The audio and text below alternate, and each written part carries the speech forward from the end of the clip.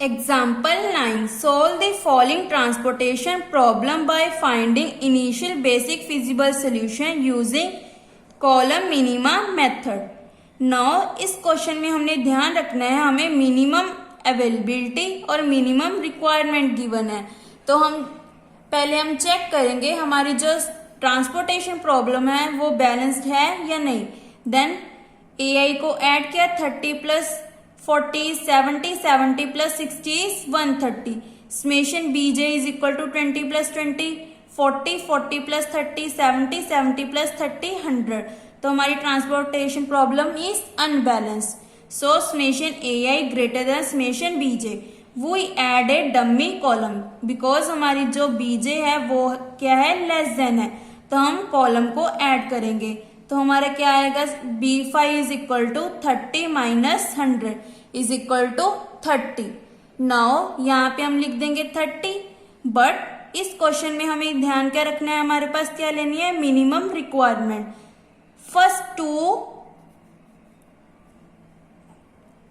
First and second row में हमने check करना है हमारी ऑल टर्म्स क्या है, पॉजिटिव। तो हम यहाँ पे क्या ऐड करेंगे, 0 0। बट हमारी थर्ड कॉलम में थर्ड रो में क्या आ गया, नेगेटिव टर्म। तो 0 और -2 में मिनिमम इज -2। तो हम यहाँ पे क्या लिखेंगे, -2। बस इस चीज का आपने ध्यान रखना है जब हमारे पास मिनिमम अवेलेबिलिटी मिनिमम रिक्वायरमेंट हो। फर्स्ट 2 रो में हमारे क्या था, ऑल टर्म्स आर पॉजिटिव, तो हमने 0 0 लिख दिया। बट हमारी थर्ड रो में हमारे पास क्या आ गया, -2, मीन्स की नेगेटिव टर्म आ गई। 0 और -2 में मिनिमम इज -2, तो हम यहाँ पे -2 ऐड करेंगे। तो हमारी D5 क्या बन गई, 0 0 -2। और ये स्टेप्स आपने नहीं लिखने हैं, ओनली सीधा आपने टेबल बनाना है ना। उसके बाद हमने क्या फाइंड आउट करना है, बेसिक फिजिबल सोल्यूशन। उसके लिए हम कौन सा मेथड लगाएंगे, पहले हम लगाएंगे कॉलम मिनिमा मेथड, उसके बाद मोदी मेथड लगाएंगे। उसके 2 स्टेप्स होते हैं, step 1 basic cells, step 2 non basic cells. पहले हमने कॉलम मिनिमा मेथड लगाया। इस फर्स्ट रो में मिनिमम इज 20, तो यहाँ पे हमने दे दिया 20, और ये बन गया 0 और ये बन गया 10। Now next minimum is 1। आप यहां से भी स्टार्ट कर सकते थे, यहाँ पे भी 20 और 60 में मिनिमम इज 20। हमने हमेशा ज्यादा से ज्यादा सेल्स देने हैं। अगर हम यहाँ पे स्टार्ट करते तो हमारा क्या आना था, 20 और 10 में 10 आना था, बट हमने ज्यादा से ज्यादा सेल्स लेने हैं, तो हमने 20 वाला डिसाइड किया। तो हमने 20 वाला यहाँ पे लिख दिया, और ये बन गया 0, ये बन गया 40।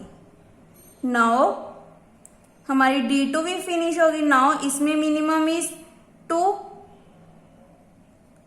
तो 30 और 40 में मिनिमम इज 30, तो यहाँ पे बन गया 0, यहाँ पे बन गया 10। नाउ नेक्स्ट इज D4, इसमें मिनिमम हमारा क्या है, 2 2। अगर हम यहां से स्टार्ट करते तो हमारा 10 आना था, बट ये हमारा क्या है, मिनिमम, तो हमने ऊपर वाला ले लिया। 30 और 40 में मिनिमम इज 30। अगर हम ये वाला लेते 2 तो यहाँ पे 10 आना था, बट वो क्या है, कम है, तो हमने ऊपर वाला 2 यूज किया, 30 लिख दिया।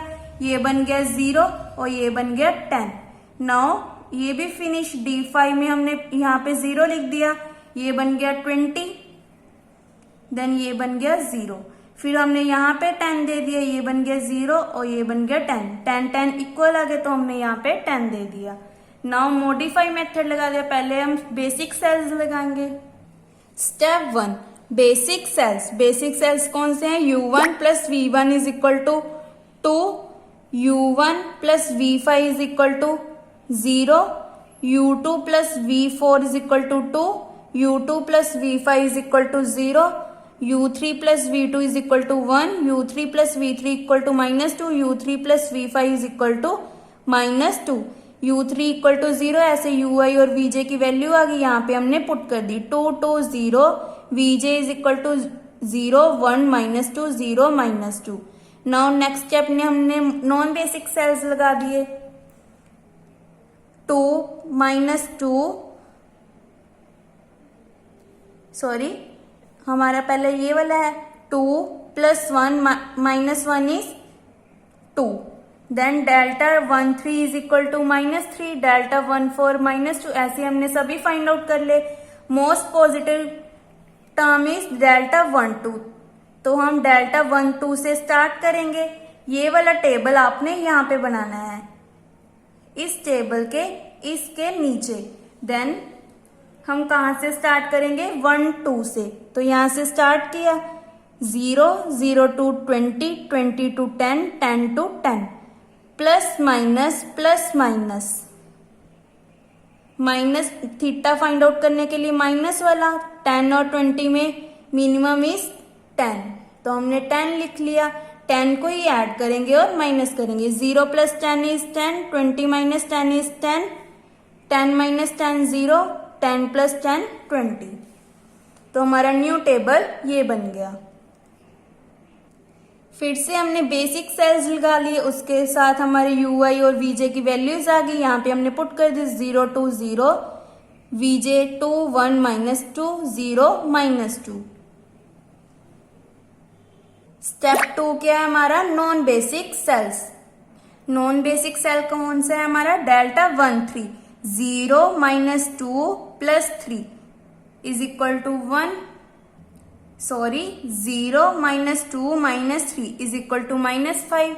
नेक्स्ट इज 0 + 0 -4 ऐसे हम सभी फाइंड आउट कर ले।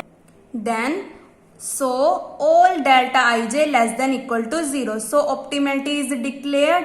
The optimal feasible solution is given by transportation problem is x11 20, x12 10, x24 2, x32 10, x33 50। ये कैसे आया, बिकॉज D5 में हमारा थर्ड रो में 20 यूनिट्स आया था, तो यहाँ पे हमने ऐड कर दिया 30 + 20, जो हमारे सेम एलिमेंट्स है वहीं पे हमने ऐड करना है, -2 मीन्स की 30 + 20 इज 50, तो यहाँ पे हमने लिख दिया।